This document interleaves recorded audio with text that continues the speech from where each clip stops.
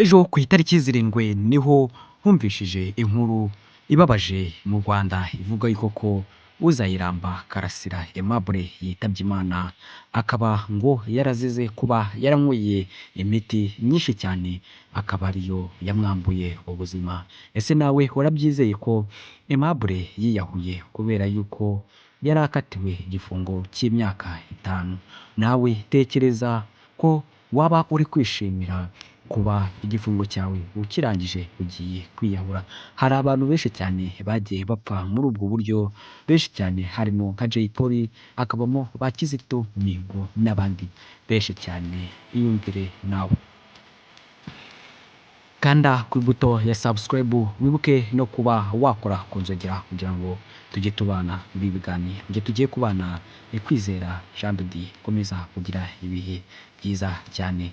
Uyumvire amagambo Kararisa ese cyangwa Karasira yagiye avuga mu bihe bigiye bitandukanye ku kwiyahura nta bugwari birimo, ariko nabwo agahirika avuga ko atari ibintu bidashoboka, ushobora kubikora hari iyindi mpamvu.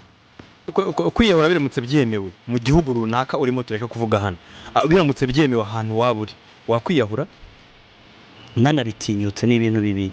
Erega ibyo bintu byose uko bikora se, inzira ntibwira umugenzi. Ikintu cyose uko gikora siko gitanga resulta.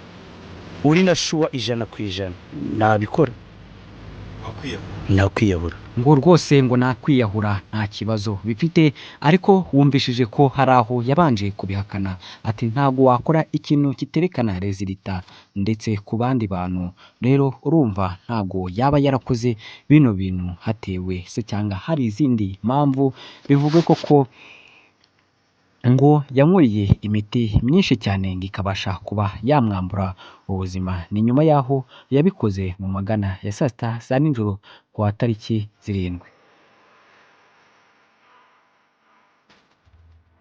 Urumva yagiye ashimangira avuga n'ibindi bintu byinshi cyane bigiye bitandukanye, aho yagiye abwira abantu ati se ukeka yuko Kizito ashobora kuba yariyahuye ese cyangwa yaragambaniwe? Akenshi mu Rwanda hakunda kuba hagaragara ibintu nk'ibi ngibi by'abantu baba barapfobije u Rwanda se cyangwa jenoside, nyuma bakabafunga, nyuma yaho igifungo cyabo cyarangira ukajya kumva ukumva ngo biyahuye. Kizito bavuze yuko yiyahuye, n'abandi bagiye batandukanye bagiye binjira muri politiki zo mu Rwanda bikarangira bavuze yuko biyahuye, ariko ni ibintu bidashoboka cyane. Iyo dusubiye inyuma tukumva Karasira uko yagiye avuga ibindi bintu bigiye bitandukanye, ese Kizito yariyahuye? Nawe yiyumvire. tekereza Kizito, reba yariyahuye cyangwa ntiyahuye, igisubizo urakibonye n'icyo ufite mu mutima. Wenda ushobora kuba utakivuga ko n'icyo, igisubizo kirahari. Icyo uri kwisubiza muri wowe niko byagenze. Nta muntu uzaguha ukundi kuri no kwiha ukuri ko Kizito yiyahuye cyangwa atiyahuye. Icyo ubonye nicyo cyo ukuri yuko Kizito yiyahuye, niba kuko mu mutima ariko ubitekereje niko byagenze, niko Karasira yagiye avuga ku itangaza makuru ndetse n'ayandi agiye atandukanye. Ni nyuma yaho yari gusohoka ku itariki 7 mu rukera rwa mu gitondo, hakumvikana inkuru imubika ivuga yuko yitabye Imana muri gereza. Rero abantu benshi cyane ntago babyizeye, ahubwo bavuze yuko ko ibingibi hari imigambi iba yaracuzwe guhera kera cyane. Bamwe batangiye kunenga leta y'u Rwanda bavuga yuko ko ibyo bakora atari byo, bamwe bashimangira bavuga yuko bamushyize mu kagozi bakamunangura. Nuko abantu benshi cyane iyo binjiye muri politike z'u Rwanda uko bigenda. Karasira rero bivuga ko bari baramaye igihano cy'imyaka 30, ariko nyuma akaza kujurira bakamufunga imyaka 5.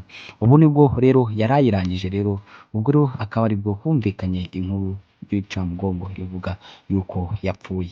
Komeza kugira ibihe byiza cyane mwebwe mudukurikiye muri mu bice bigiye bitandukanye. Komeza gukanda ku ibuto ya subscribe, wibuke no kuba wakora ku nzogera. Njye twabanaga rero yari Kwizi G TV se cyangwa Kwizi G. Rero komeza kugira ibihe byiza cyane.